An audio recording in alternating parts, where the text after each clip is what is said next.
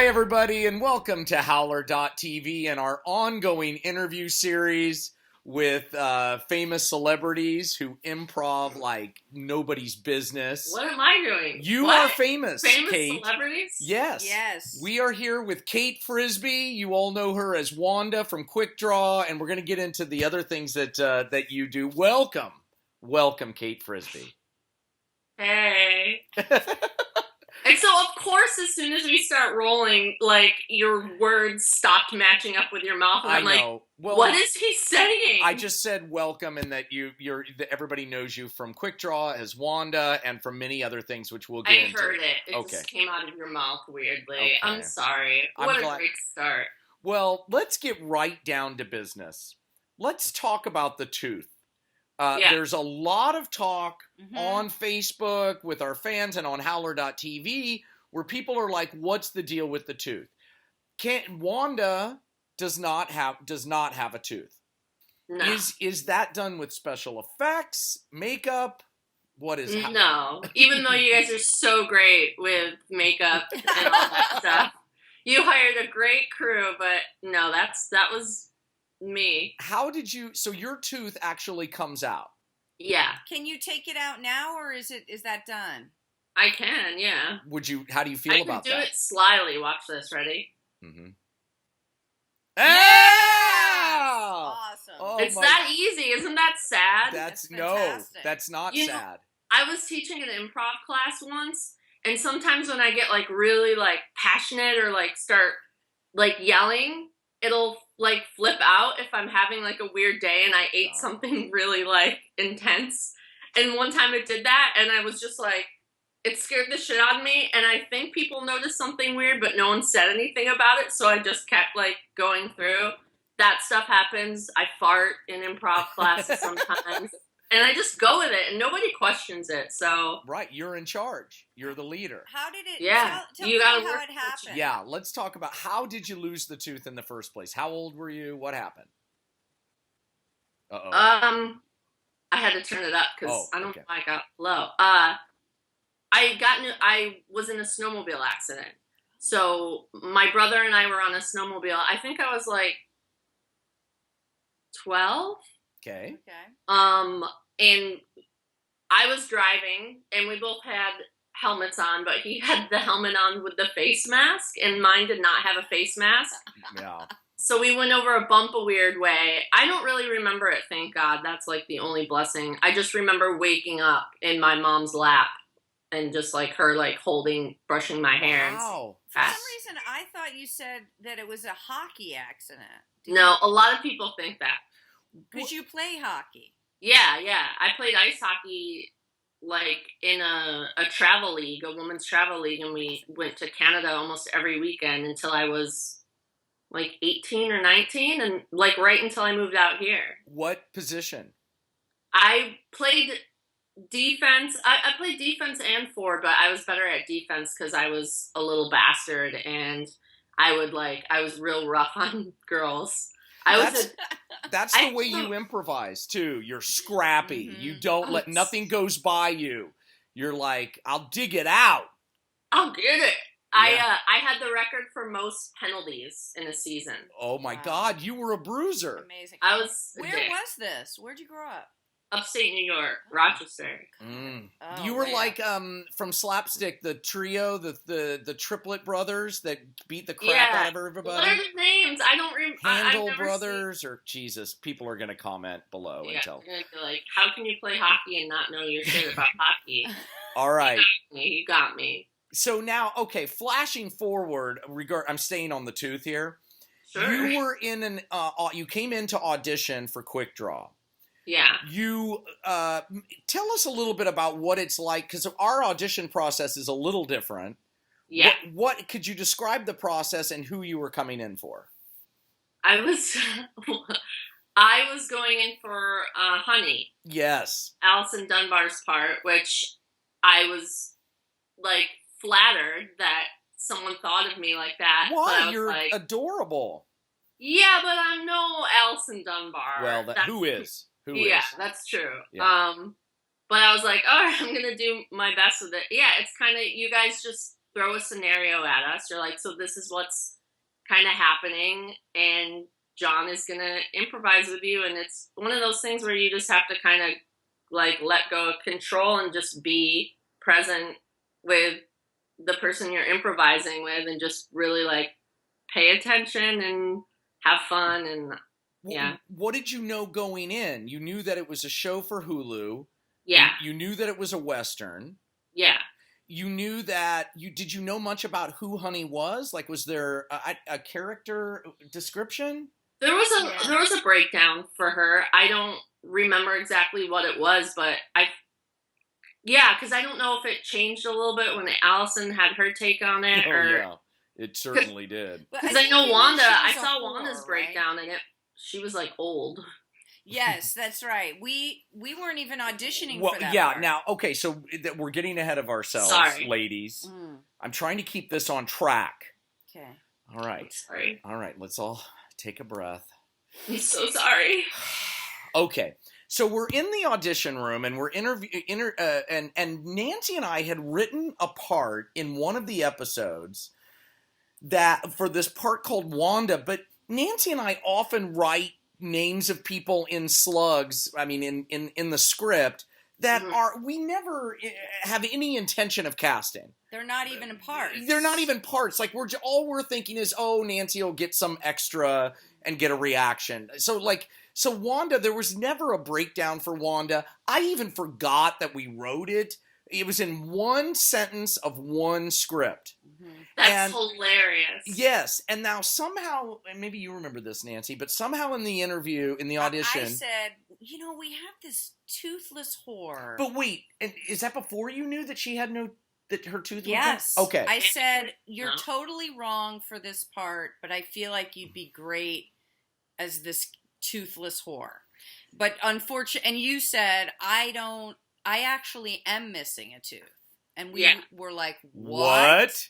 And then you took your tooth out, and we improvised around this idea of that Wanda, this skanky ass whore, and you were so. I wish we could get the tape of that, because you blew us out of the water. Yeah. Right after you left, it kind of caused a panic in me, because I knew just production wise that we were going to have to rewrite scripts and put you in more episodes, and because right then I just knew like we had hit gold, which I was happy about. But then the part of me that doesn't want to work realized, oh shit, we're going to do a lot of rewriting and stuff for this brilliant improviser. And a lot of people remember you being in many episodes, and I think you were in one. And did we add you somehow to two? Were you in one? No, I was in one in the first season, and it was only supposed to be like a day worth of work, and then you guys added me to more of the episodes. Right. Oh my God, yeah. Which then happened on the spot, and I was like, yeah, I get to come back. This was so fun. Oh my God. And then season 2, we were writing more, and centering around finding out who Wanda was, and so I don't know if you even know this, but we are going to be making more Quick Draw. That's official. Yeah, I don't know much, but I'm excited to. We can tell you more offline, but sorry, I keep doing that. It's because I want to balance it on my lap. Nancy's adjusting my frame. She's always directing. Directing. Good work. It's good. Yeah. So we will be seeing more of Wanda. So, all right, now today, what are you working on now? I know that you've already said that you teach improv. Where do you teach improv? The Groundlings. Okay. Now, the Groundlings is an improv theater in Los Angeles. They started in San Francisco. Is that right? Or no? Oh, geez. I don't know, actually. Okay, for some reason, I thought they started in San Francisco, but I could be wrong. Anyway, it's a very famous improv theater. You work there. Allison Dunbar works there. David Hoffman, who played the teacher. I'm blanking on his name. Right? Yes. Titwell. Yes. Who else from the show? There were a lot of Groundlings people in Quick Draw. People perform there. Colleen Smith teaches there. Right. Jordan Black. Yes, right. He's amazing. He directs a lot of Sunday Company. We should get him. Amazing. We should interview Jordan Black. That would be great. He's amazing. Yeah. He is a super, super fast clever improviser. Yeah. And so, okay, and you teach classes there, and then you also perform there. Is that? Yeah. I don't perform as much as I teach, just because it's a little bit different for alumni. Like, there's not as many performing opportunities as there are for current Sunday company or main company. You kind of work your way up the ranks to the Sunday company and then to the main company, which you've already done. Right. So now I'm just an alumni. Right. I can do a show when I want or be in other people's shows, but like the gas shows and the Crazy Uncle Joe shows are usually like current main or like famous alumni to get people into. I'm not famous enough yet. We Nancy and I intend to change that. Yes. And then you won't work for us. Yeah, this is what always happens. We build up people, and then they move on, and then we can't afford them anymore. How many stars have we made? Okay, maybe we haven't done that many. Now, where are you coming to us live via Skype from? Where are you right now? Oh, I'm in the strangest room in my house right now. It's kind of like a middle room of our house. It looks the wallpaper. Yeah, the wallpaper makes it look a little like you're in a haunted house. Yeah, this is like the oldest room in the house, but so my boyfriend and I kind of made it like a. Oh my God, you're so neat, Kate. Yeah, you really are. Did you clean up, or is this you? No, I did not. And like I've been making like weird things. Like this is a record holder I made out of a pallet. Ooh. Nice. You can get those for free. I try to keep busy. Even if I'm not really doing anything acting or creative, I try to. Speaking of busy, you just shot a scene with us for Burlesque. For the new show we're pitching. Yeah. What do you think? Yeah, what do you think of the concept of the show? Where do you think of where it's going? I think it's great. Like, I haven't seen or heard of anything in that world. Right. And like a comedy and like a dark, gritty comedy. Like, it's kind of like, I don't know. I really liked that show Hung that was on HBO. Yes. Like, that kind of, feel like funny, but like dark. Set in reality and There's already been, because we posted the first scene that we shot, which was with Allison and her dancers and me backstage. And we're already getting comments of people who I think know us from 10 Items or Less and Quick Draw, and who are like a little shocked at the subject matter and language. Yeah. But, the C word has caused a firestorm. But I'm like, John is the only man that can get away with using that word and having it be funny. I agree. It's Nancy's fault. I say it all the time jokingly. And and I absorbed it. Yeah, and then John. In that case, I actually was like, say this because I don't think you would generally do I would not improvise it in a scene generally what because man would be so bold to just Can you imagine if John came up with that line? I mean, all I just said was say cunts. That's all, and I did. He put it together. But anyway, and then so now what people don't know is that we're ahead. We're slightly ahead of the viewer. We have to be. We shot the next scene, which we're then going to do the same thing. We're going to post different cuts of it up, and you were in that scene, and Nancy and I think had the best line of the entire morning of shooting. Wait, which one? The one we all just talked about. It's great. It's so nasty. Mine's though.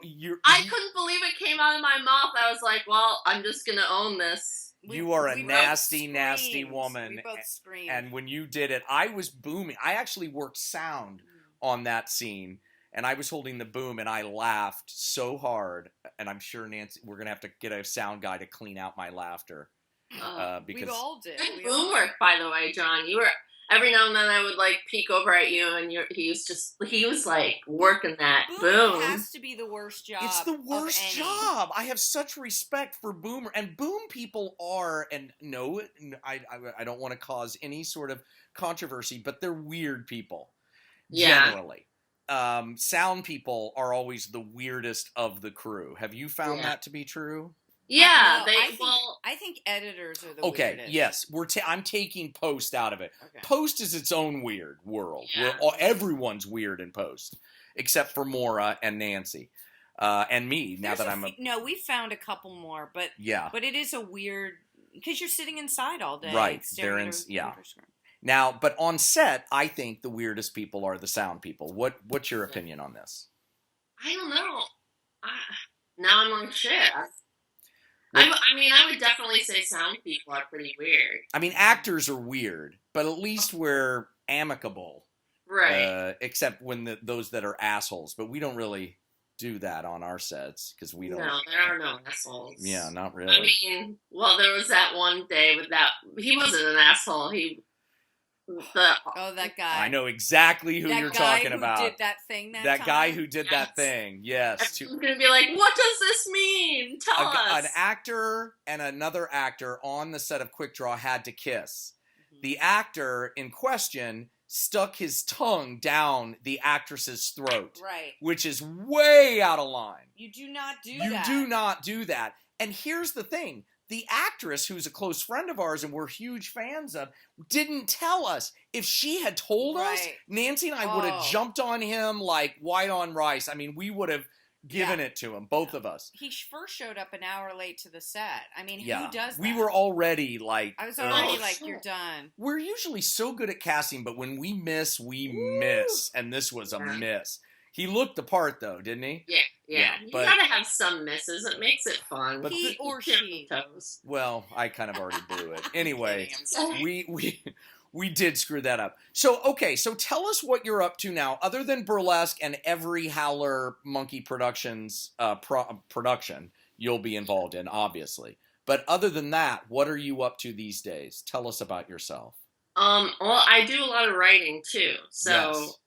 I have a writing partner who's also an alum of the Groundlings, and she teaches there. So we're writing partners. Say her name? Her name's Corey Podell. Yes. You two are extremely talented, and you get paid to write. Yeah. So we do a lot of that. We do a lot of freelance. Right now we've been doing a lot of copywriting, which I was telling Nancy about. Basically, like, if you see a bus go by with a new show ad on it, you know how every show has, like, a tagline? Like, it takes a smart guy to be this clueless, or whatever the Quick Draw logo was. Like, that's the kind of thing that we do. We brainstorm some of the images that might go good with the show, and then taglines that help pay it off. She sent me one yesterday, and I did a tagline. I did a couple. Were they any good? So, like, literal, and, like, they were very topical. One was right on. Wait, which one? He will go where no man has gone before. Right, yeah. It was a Patrick Stewart show called I know that show, yeah. Well, but yes, so that keeps us busy, and that sounds like the kind of job that for the first 25 minutes is pretty okay, and then you're just like, I mean, you must go crazy just coming up with... I like it, because it's like, it's different than... You know, you guys break story, you do, like, heavy outlines, right? Like, I remember seeing, like, 15-page outlines per episode. 25 to 30. 45! Okay, I was way off. Yeah. But, like, it's a good break, because especially for someone like me, like, you know, I'm always, like, finding one-liners, to, like, come in and button stuff. Yes, you do. It's fun for my brain to think solely in that way, of just coming up with witty lines, so... I really like it. It's like a break from, like, character arcs and, like, our story breaks are weak and all that. That's true. You know, you're right. I misspoke because now I'm thinking about Nancy and I have had to develop a lot of stuff lately, so it's been a lot of pitch packets and character description. I want to kill myself. Yeah. If I have to talk about how old somebody is and what their take is on life and their unique point of view, I just want to bomb it. Yeah. Yeah. Especially after, like, the 15th pitch meeting and you're like, here we go again. Here we go. Kate, I remember you mentioned one time that you were maybe possibly thinking about doing stand-up. Are you still thinking about that? We talked about it. We did. I am. The thing that prevents me from doing it is it's such a grind, and it's such like a, all right, get there 2 hours when you're starting off, like get there 2 hours early and sign up for your 5 minutes and then do your set in front of a bunch of comics. But I mean, that's fine. I'm not trying to sound like, oh, I don't want to put in the work or anything like that. It's just I have to change some things in order to do that. Like I can't teach at 10 a.m. the next morning after being up till midnight. Yeah. Stand up and then being wired after my set. Like, well, what worked? What didn't work? Yes. But Arden's show really inspired me. Yes, we all went to Arden's show, her one-person show, which Nancy directed the camera of it, and I ran a camera, and you were there supporting, and she was amazing. She was awesome. I think that thing is just going to blow wide now. It just looks really great. And it's Arden Marine, by the way. Marine. I know too. I know. It's so hard. You want to say Mirren, but it's Marine. I'm just going to go by what Siri says. And Siri says it's Mirren. Mirren. Well, yeah. Well, okay, so now how can people reach you if they want to support you or know what you're up to? Where are you socially?